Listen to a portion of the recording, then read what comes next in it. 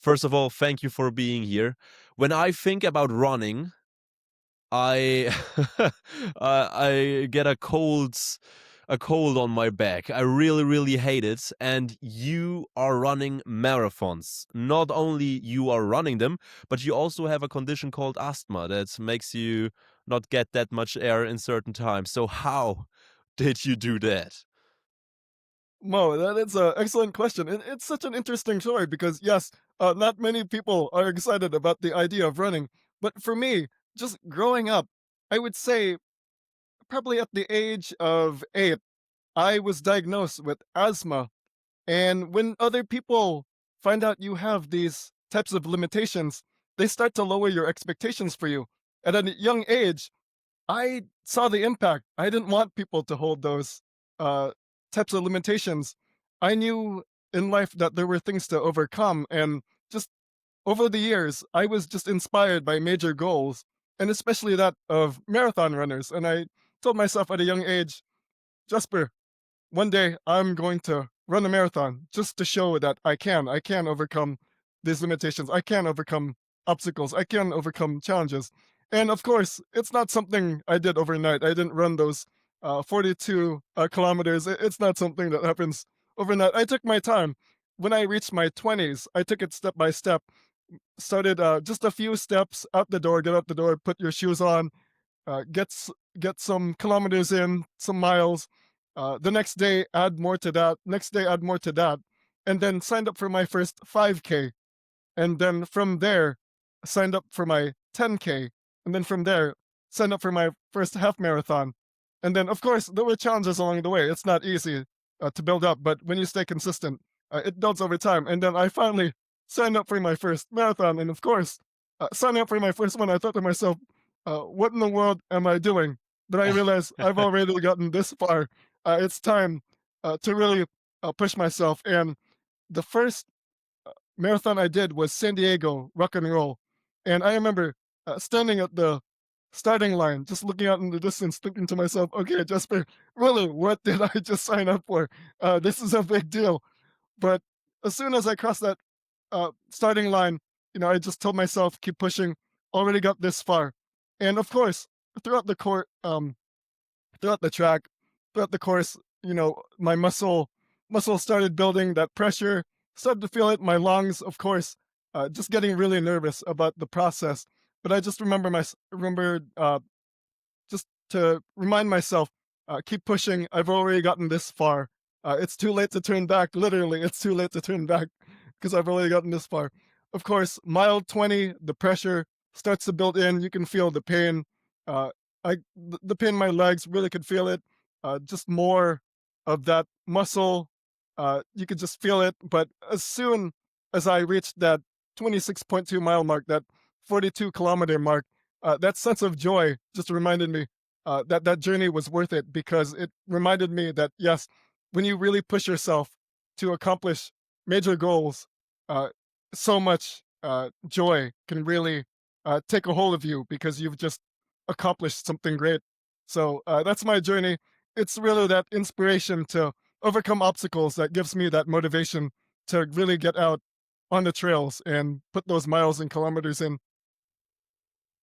Listening to you nearly gets me back into my running shoes and just run out there. My relationship with running is very complicated. Like I mentioned in the beginning, it was always an on and off.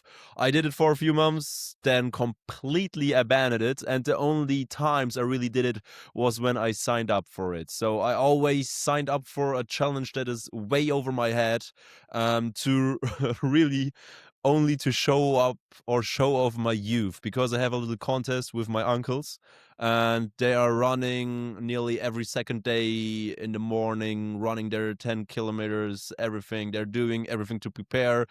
And then I said, I will be faster than you in the 10K. And so I signed up for the same 10-kilometer run as they did in Munich. That's 2021 or some of that years.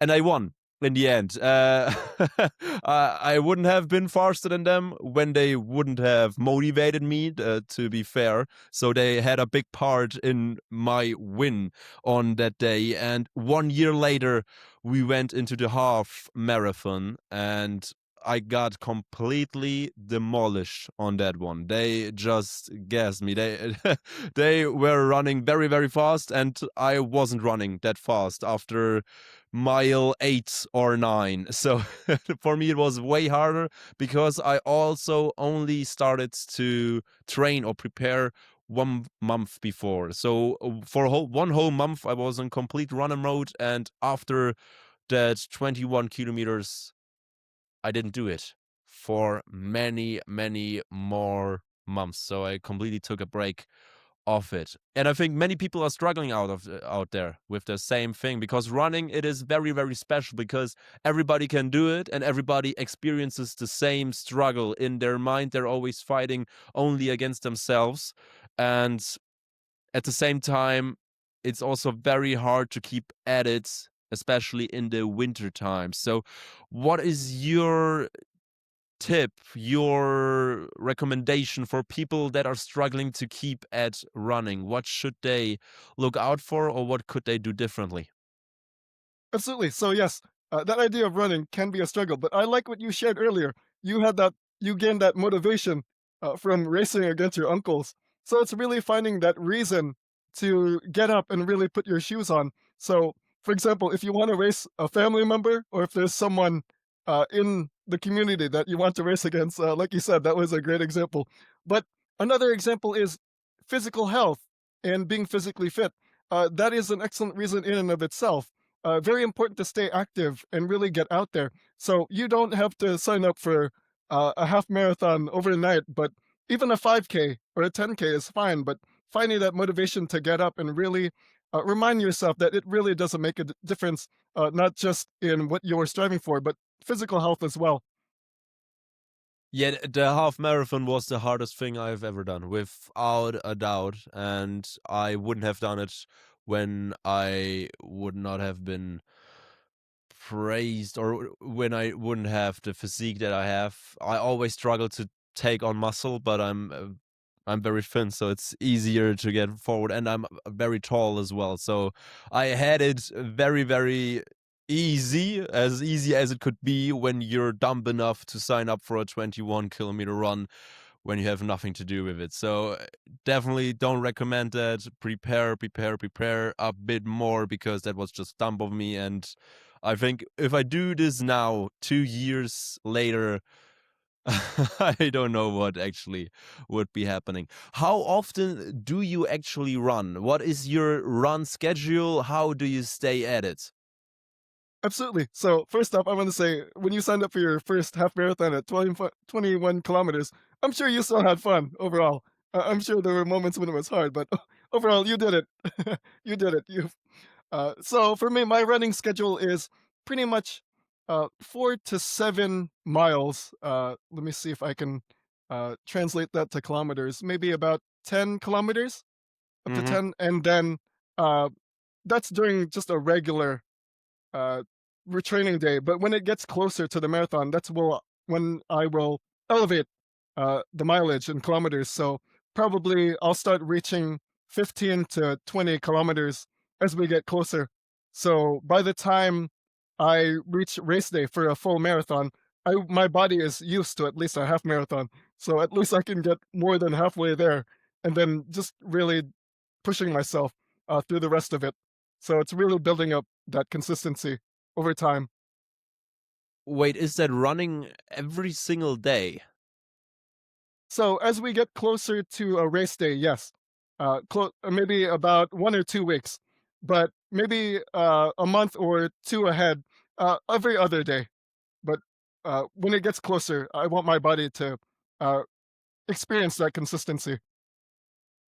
Wow. So you are the complete opposite of the people that are saying 1 week before you have marathon, you shouldn't even be running anymore because you need to captivate all of the energy that you have. So that's valid advice, but I've already built a consistent plan for myself. And again, everyone is different, but depending on your body, again, I don't want anyone to put too much pressure on themselves. The point of training is not to hurt yourself. It's just to get your body used to it. So understand your own body. Everyone is different, but again, still important to be consistent in some form or another. So when will you do the 100-kilometer run? Wow, that's an excellent question. So I've already done a 50K, and Mo, that's such an excellent question because people in the running community have asked me. So we'll see. But I know that Los Angeles Marathon, the next one, is coming up soon. So I'll be training for that, and of course that'll get me training for the higher races too. So yes, Mo, that is a question that I have been asked several times. I would love to see that. To see you run those 100K or the 100 miles. So 100 miles is a lot more than 100 kilometers, of course. But that is just in my head. It's impossible. It's impossible to even think about it. 100 kilometers. When I do that, I would be halfway home from one side from Germany to the other. That's just insane to think about that you could do that in less than 9 hours, actually, as well. Some people, but wow, just I ex- I really think you could do it.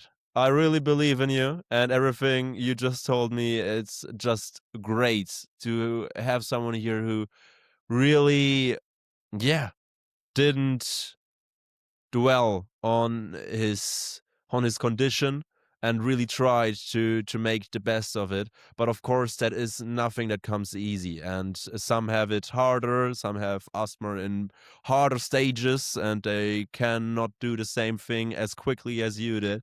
But do you think overall everybody is capable of going over their boundaries after everything you experienced? In some form or another. And I want to say, with the 100-kilometer, yes, to me, it still sounds crazy, but I remind myself when I first trained for a regular marathon, I thought that was crazy already, but it was possible when I finally reached that goal. And it's the same thing with goals that are above and beyond what we're capable of. So, back to your question, is it possible for people to go beyond the limits? I would say yes. History is filled with so many examples of people who uh, we were convinced that they were not capable, but they've reached their goals. So I would say yes, people are capable of going above their boundaries. Crazy. So, of course, now that is a nice answer for everybody. But the next question in everybody's mind is how? What is the best step? Of course, it's a lot in the mind. It's a lot about the mindset, how you view your condition, how much you let it control your life as well. For me, it is a big problem with my gut. I have big problems with the digestion for many, many years now, ever since I have been in a vacation in Thailand. And it was very, very bad. For multiple weeks, I was in hospital and nobody really knew what the problem is and everything. So I remember the time and also feeling very, very helpless. And slowly but surely I fought back, but it was very hard. Maybe you have better strategies to get there faster to the thing, to the to the overcoming part. Absolutely. Mo, that's an excellent perspective. And I would say, in addition to what you just said, the mindset, that's one part of it. Another part is the purpose, the why, the reason we do things. So, even outside of running marathons and even inside of running marathons, it's discovering what motivates you. Are you doing it for family? Are you doing it to show that you can overcome obstacles? Are you doing it to show a great example for others? There is a purpose and a why that will inspire and motivate you to do great things. Because when you don't have it in mind, it's difficult to get up in the morning and discover what to do to move forward. However, when you do realize that you do have a purpose, and that purpose is essentially to serve others, to show as an example to others what can be done, that's a great motivator in really pushing you to do great things. How can you find your purpose? Maybe the question of this podcast. How can you find that purpose? Do you have a simple answer to that? I do. Well, I have two answers for that. One, Of course, for many people, uh, it's a journey. It's not always easy to find it overnight. However, when you really pay attention to the details, really pay attention to what inspires you, that's a hint and a clue to really chase after that. So, for many people, for many parents, for example, uh, they found it as a purpose to really show their children that what's possible and what can be done. Another example is those with disabilities and proving that they can still accomplish certain things. And then the second answer for me is really based on what you've learned. What are the things you can teach other people's? There are many lessons in life, and if there's a lesson that's really affected you, maybe that is your call to teach to others. So for me, it's my story from growing up with asthma and running a marathon. The lesson I've learned through that is resilience, and it's giving me the opportunity to teach others the value of that resilience to really stay on your continue to stand up and push forward because when you really take the time to really keep pushing, you can accomplish great things. So, two things. Again, the first part is discovering what inspires you, and the other thing to find your purpose is to discover a lesson in your life that you're called to teach. So, I hope that helps. Wow. Okay, it's a unique answer. Never had that here until yet, of course. So thank you very much for your perspective on maybe the ground question of everything behind this podcast. Going back to your marathon, to your running, to your bread and butter. When you are out there running for many hours, you are in there in this marathon. It's kilometer 22 or 23, you're halfway done, but you already know your muscles are sore, you don't get as much air as in the beginning, your energy levels are low. The next water refill station is 3 kilometers away and everything is going wrong at the moment. The opposite of the runner's high, the runner's low. So when you run a marathon in your asthma condition and you have a very, very hard time, a very hard moment, what goes through your head? Absolutely, Mo. Very, very relatable. Absolutely relatable. And that happens in many races. And especially when you're running long distances, there it does get to a point where your body starts to feel tired. And I remind myself that it's not about really reaching that finish line as fast as possible. It's about getting to the finish line, period. And I remind myself I don't have to really run that fast speed. I can slow down, take a deep breath, and then when I'm ready to collect that energy again, I can push myself again. So it's really pacing myself instead of really going all out. Again, it's not being the fastest person out there, especially if you're just trying to accomplish something great. It's about getting to that finish line. I wonder how many people that sign up for a running event actually see it that way. That it's not about your running time, not even the contest against others, because there could be everybody, and on every single running event there are marathon runners in the half marathon section trying just to demolish everybody. So if you compare yourself to others, you will always see somebody who is slower than you and someone who is faster than you. But for me, especially when I go into a half marathon, I always have in my head I want to do it in under 2 hours. Never managed to do so, but it's a goal. And of course, that completely contradicts with your view of it's not about how fast you are in there. How many people do you reckon are thinking like me, or how many people are thinking like you when they're signing up for a running event? Absolutely. That's an excellent question, Mo. I would say there are people who want to challenge themselves to get a faster PR, so a faster time for themselves, and they're training for that, and that is admirable. And then there are other people who want to show that they can accomplish, regardless of the obstacles, regardless of the challenges, they can still get to the finish line. So while I don't have a definite number, I would say it's valid on both sides, and both sides are great. Both sides have their own goals, but at the end of the day, it's just one big running community, right? That's right. everybody's there to put one feet before the other. Wow. Yep. Jesper, And ladies getting and to the finish gentlemen, line. thank you so, so much for your insights. Where can people go to keep up with your running, all the other stuff you're doing, and of course, your next 100-kilometer run in a few years? Absolutely. So for me, the best way to connect, you can search for me on LinkedIn, search for Jessper Maquindang. Love to have those types of conversations. Also on Instagram, I do have a uh, Instagram profile directly related to my running, so feel free to connect there as well. And overall, so my next run, Los Angeles Marathon, is coming up, but for a next one that's above that level, that's still on my mind. We'll see, but uh, stay stay connected. I'll keep everyone posted, so stay tuned.